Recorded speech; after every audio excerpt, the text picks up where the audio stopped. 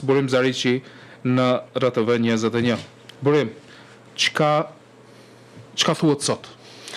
Thuhet që marrëveshja ka shumë pak shpresat ketë si fillim, sepse gjatë ditës isha në Parlamentin e Kosovës, atje ku kontaktova të gjithë përfaqësuesit e partive politike, duke nisur nga kreu i vetëvendosjes, ai i PDK-s dhe i LDK-s, po ashtu edhe i AAK-s, dhe të gjithë janë me pak shpresë se do të ketë një marrëveshje të tillë për çështjen e presidentit, si rrjedhoi e kësaj pritet të vazhdoj në këto rrethana. Do thotë pa një marrëveshje, kompromisi apo konsensusi rreth një emri që do të merrte 80 vota për president. Megjithatë, jemi në një situatë të tillë kur i vetmi kandidat zyrtar për president është Blau Konjufca, që u propozu mbrëm nga vetëvendosje, por që ngjalli reagimet partive të tjera opozitare, të cilat thanë që ky është një veprim i vetëvendosjes për ta caktuar Blau Konjufcën për president, për shkak që çon vendin drejt një bllokade tjetër. Sipas opozitës, është dashur paraprakisht që të shterën të gjitha mundësitë për një marrëveshje, sepse sipas tyre ka pasur hapësirë për një marrëveshje, për një emër konsensual, por që nuk dihet pse kanë dështuar gjitha ato takime. Ata akuzojnë zotin Kurti se nuk ka qenë i gatshëm që të heqë dorë nga synimet e tij për të i marrë nën udhëheqje të gjitha institucionet qendrore, pra përveç qeverisë kuvendit dhe tashmë presidentit të ardhshëm. Por kjo mbetet për të parë, ajo që është si zhvillim i ditës, zonja Osmani, presidenti aktuale, pritet të dalë gjatë ditës në një konferencë për gazetarë për të sqaruar gjithçka rreth qendrimeve të saj, për shkak se gjatë ditës ne tentuam në parlament pas seancës së epopesë UÇK-s që të marrim një deklaratë të saj se cili është qëndrimi apo se si janë hapat e saj për të vendosur nëse do t'i futet garës apo nëse do të pranojë një lloj oferte që e kanë bërë nga vetëvendosja, sepse mbrëm ata e thanë që i kanë ofruar 30 nënshkrime, doli zyra e presidencës që e demantuan, e quajtën të pavërtet. Ta ndjekim një pjesë të zonës Osmani, e cila deri ka dalë nga salla, është pyetur nga gazetarët për të çështje, nëse Maksi e ka të gatshme deklaratën e zonës Osmani, të paktën atmosferë si pamje. Okej.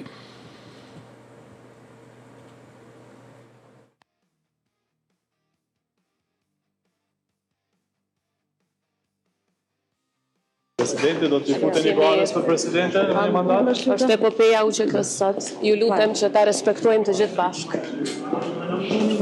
Kujdes, A do të keni takime presidente në orët e pasdites me zotin Kurti? Është epopeja UÇK-s sot, ju lutem bashkërisht që ta respektojmë. Sot është afati i fundit, presidente. Flas me arsye apo pa arsye për shkak që dëshiron që të respektohet atmosfera apo frima e atmosferës së festës së epopesë UÇK-s, megjithatë sot është afati i fundit, dim që sot duhet të ketë një përgjigje nëse do të kemi president të ri apo jo, për shkak që partitë politike megjithatë kishin një muaj afat, 30 ditë që ta zgjedhin presidentin dhe e lanë me këtë formë pikërisht në ditën e fundit. Sot kur është edhe një lloj atmosfere për shkak të epopesë UÇK-s.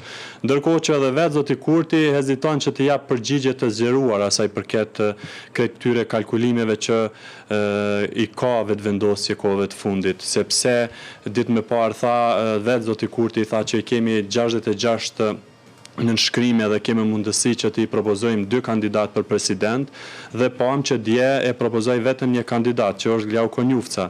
Pse ky ndryshim i zotit Kurti në orët e fundit, pra kur po përfundon afati kushtetues, kjo nuk kemi përgjigje nga ai dhe nga askush nga lëvizja vetëvendosje, arsyetohen nga vetëvendosje se e bën këtë gjë pikërisht për t'i dhënë hapësirë partive opozitare që ata ta propozojnë një kandidat. Mirë po, këto është krejt kjo mjegulla rreth kësaj çështje për shkak që paraprakisht ka ditë që partitë opozitare PDK, LDK, AAK kanë shfaqur hapur qëndrimin e tyre se nuk propozojnë kandidat për president pa pasur një marrëveshje politike.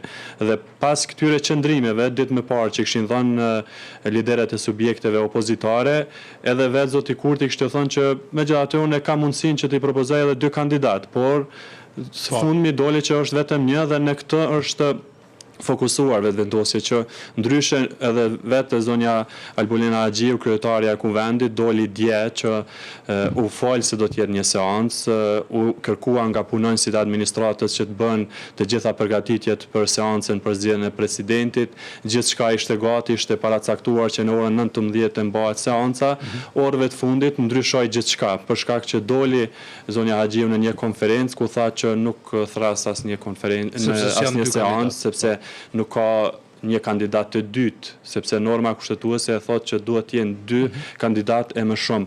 Ta ndjekim një lloj të deklaratës, po themi, të zotit Kurti dhënë përpara se të futej në kuvend. Ka mbaruam mbledhjen e qeverisë që i dedikohet epopesë UÇK-s. Tash kemi edhe një seancë solemne për epopën e UÇK-s. Pastaj kemi parakalimin e Forcës Sigurisë Kosovës.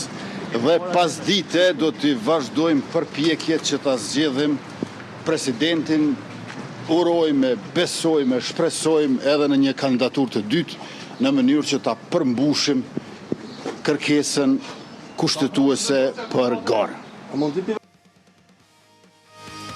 Zoti Para se Kurti të uron futej beson në seancën solemne të epopesë UÇK-s, deklarata Sot në orën rreth orës 10. Po, rreth orës 10.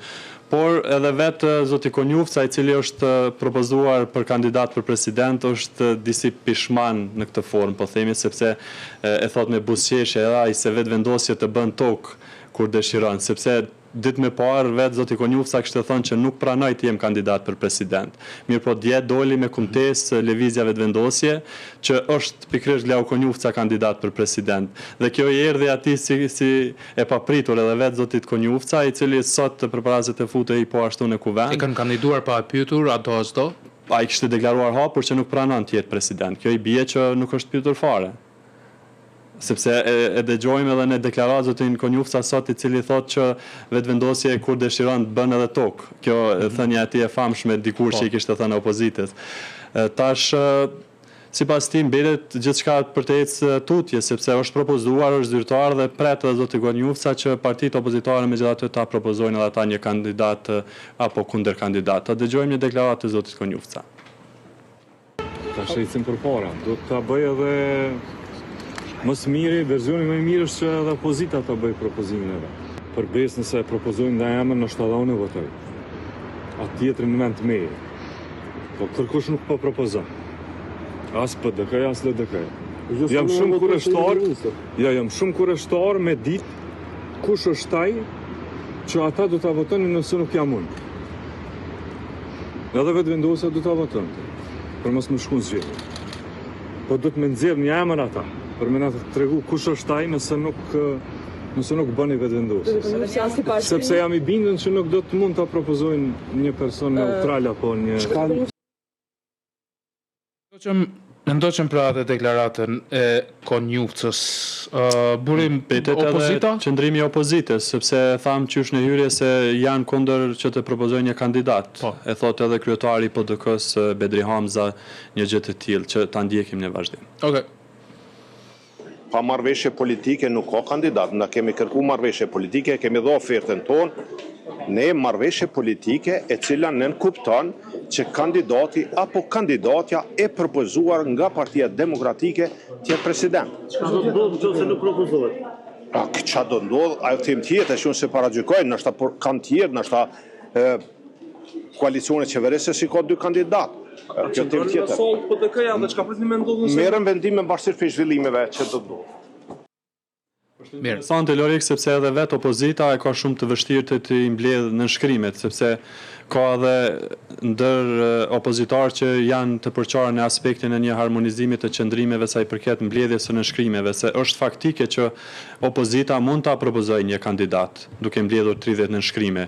Nëse i kalkulojmë se PDK ka 22 deputet, LDK ka 15, AK 6, do të thotë 30 nënshkrime arrihen gjithsesi për të propozuar një kandidat të tyre, por ata insistojnë që të ketë një marrëveshje për një emër që do të ishte i pranueshëm për gjithë dhe jo që të i përket një subjekti politik në këtë rast siç është i propozuar i vetëvendosjes Glau Konjufca, që një herët është edhe zëvendës kryeministër i Kosovës, edhe ministër i punëve të jashtme. Por zoti Konjufca ka shfaqur gatishmëri që të votoj edhe dikën nga kundërkandidatët e opozitës, po kjo mbetet për të parë nëse do të ketë.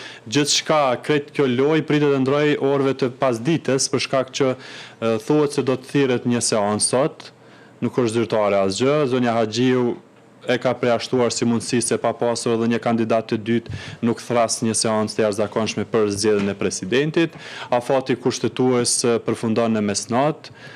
Nuk kemi deri më tash një kundërkandidat, nuk ka gatishmëri politike për një marrëveshje politike për gjetjen e një konsensusi. Nuk ka një sqarim të qartë se çfarë pasoje do të ketë nëse shkelet ky afati kushtetues 30 ditor.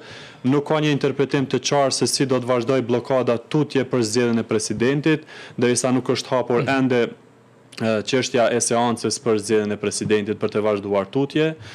Kjo mbetet për të parë, apo do të dërgohet në gjykatë kushtetuese si lënë se si do të veprojnë partitë politike në këtë çështje, por ajo që dihet sipas kushtetutës është që brenda 60 dite pas përfundimit të mandatit të presidentes duhet të përfundojë gjithçka. Por kjo rrethon e tha edhe Albulena Haxhiu, kryeparlamentarja dje, që po hyn në një territor të pashkelur.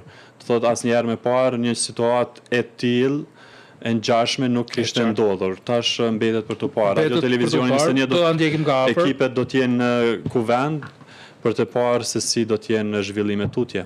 Burim, faleminderit shumë që na u bashkove sot në emision dhe patëm mundësi të flasim për të na thënë këto detaje nga dora e parë e informacionit. Faleminderit shumë.